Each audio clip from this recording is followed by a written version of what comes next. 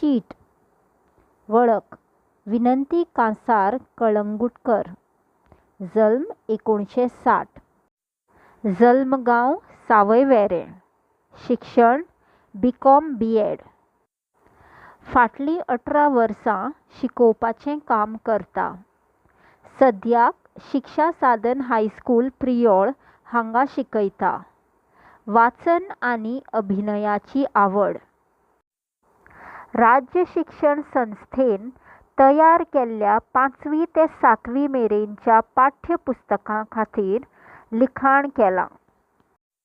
भारतीय भाशा संस्थान मैसूर हांणी तयार केल्ल्या पुस्तकांत बालगितांचो आस्पाव चित्रंगी ह्या खासा बायलां खातीर उजवाडाक येतल्या दिवाळी अंकाच्यो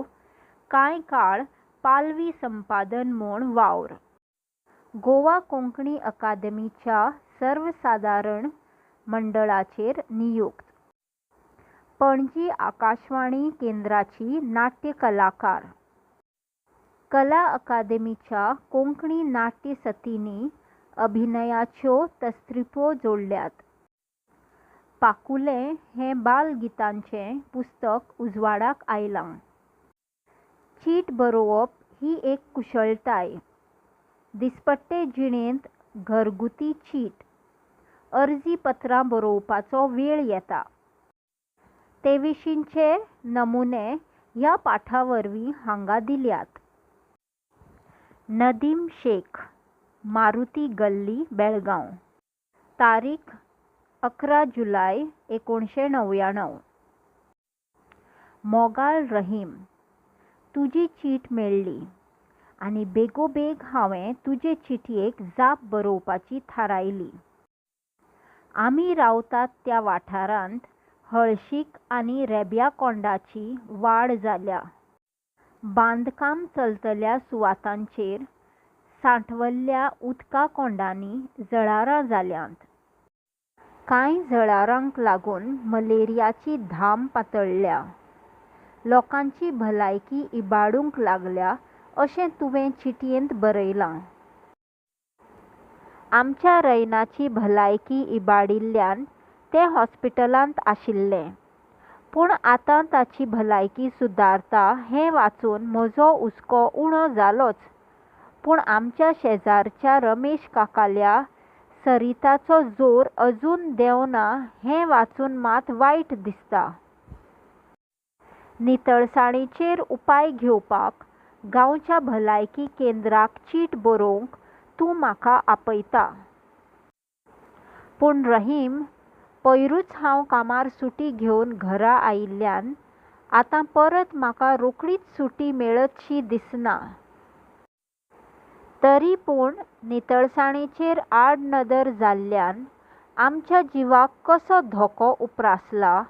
हें भलायकी केंद्राक कळोवप ही आमची लागणूक तूं अशें कर हांवें सकयल बरयल्ल्या नमुन्या प्रमाण भलायकी केंद्राक अर्जी बरय तुमी भलायकेची जतनाय घेयात आनी हेरांकय जतनाय घेवपाक लायात सरिताची आनी रैनाची खबर म्हाका वेळोवेळ कळय म्हाका सुटी मेळटा तसो हांव बेगोबेग घरा येता आईची भलायकी सांबाळ रैनाक आशिर्वाद तुजोच बाबा भलायकी केंद्राक अर्जी बरोवपाचो नमुनो रहीम शेख गांवठणवाडो वेलिंग गोंय तारीख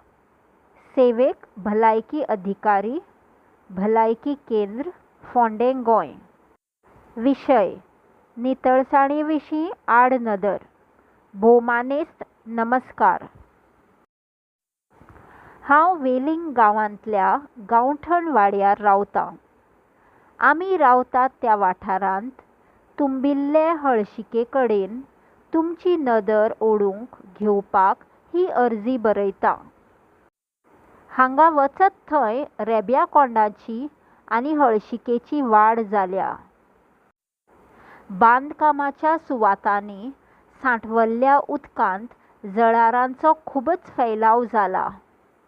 मलेरियाच्या दुयेंसान लोकांची भलायकी इबाडूंक लागल्या. भोंवतण्या पडपी पानां उदकांत कुसतात.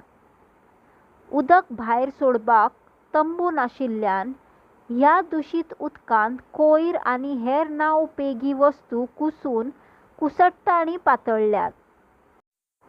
तातूंत भर म्हूण केन्नाय घरांतलीं मेल्लीं पाळीव जनावरां अशींच उक्ताडार उडयतात. कोयरांचीं बल्लां कोयर भरून रकतात. हे अळशिके आड फाव ते उपाय केंद्रान घेवचे. लोकांक भौशीक नितळसाणीची संवय लावंक तुमच्या केंद्रान लोकां खातीर फाव ते नेम करूंक जाय. नितळसाण राखप, दुयेंसांची लागण जावची न्हय म्हूण जतनाय घेवप हे विशीं लोकांक जागरूक करपी उपाय तुमच्या केंद्रान बेगोबेग चालीक लावचे अशी तुमचे लागीं नमाळेची मागणी. तुमचो विस्वासी सय, रहीम शेख.